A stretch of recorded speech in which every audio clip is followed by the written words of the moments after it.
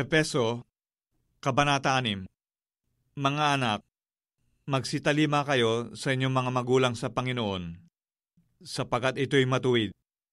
Igalang mo ang iyong ama at ina na siyang unang utos na may pangako, upang yumaong kang mabuti at ikaw ay mabuhay na malaon sa lupa.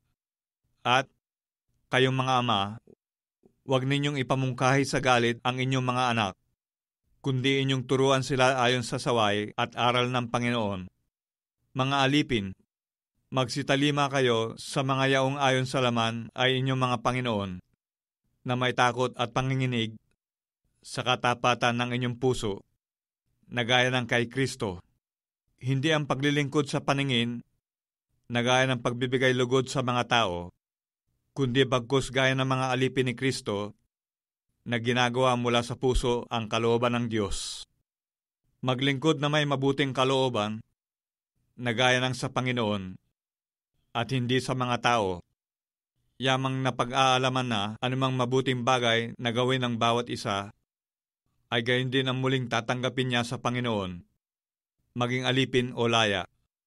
At kayong mga Panginoon, gayon din ang inyong gawin sa kanila, at iwan ninyo ang mga pagbabala, yamang napag-aalaman na ang Panginoon nila at ninyo ay nasa langit, at sa Kanya ay walang itinatangging tao. Sa katapos-tapos ay magpakalakas kayo sa Panginoon at sa kapangyarihan ng Kanyang kalakasan.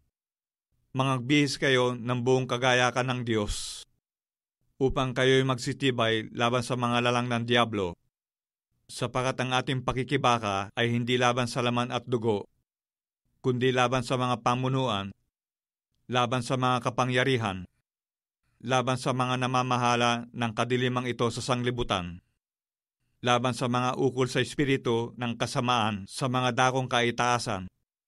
Dahil dito, magsikuha kayo ng buong kagayakan ng Diyos, upang kayo'y mga katagal sa araw na masama, at kung magawa ang lahat, ay magsitibay.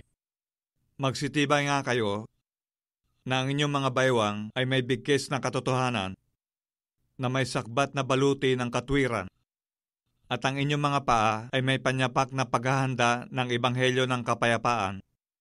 Bukod dito ay taglayin ninyo ang kalasag ng pananampalataya, na siyang ipapatay ninyo sa lahat ng nangagniningas na suligi ng masama.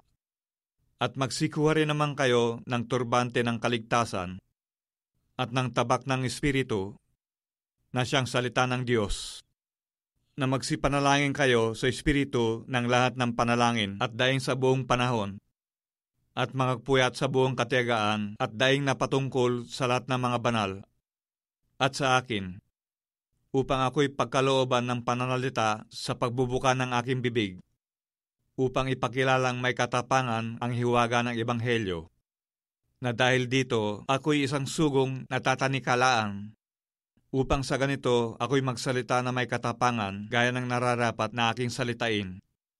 Datapwat upang mga alaman ninyo naman ang mga bagay na ukol sa akin at ang kalagayan ko, si Tikiko na aking minamahal na kapatid at tapat na ministro sa Panginoon, ay siyang nagpakilala sa inyo ng lahat ng mga bagay, na siyang aking sinugo sa inyo sa bagay na ito, upang makilala ninyo ang aming kalagayan, at upang kanyang aliwin ang inyong mga puso, kapayapaan nawa sa mga kapatid, at pag-ibig na may pananampalataya mula sa Diyos Ama at sa Panginoong Hesukristo. Ang biyaya nawa'y sumalahat sa mga nagsisibig sa ating Panginoong Hesukristo ng pag-ibig na walang pagkasira. Siya nawa.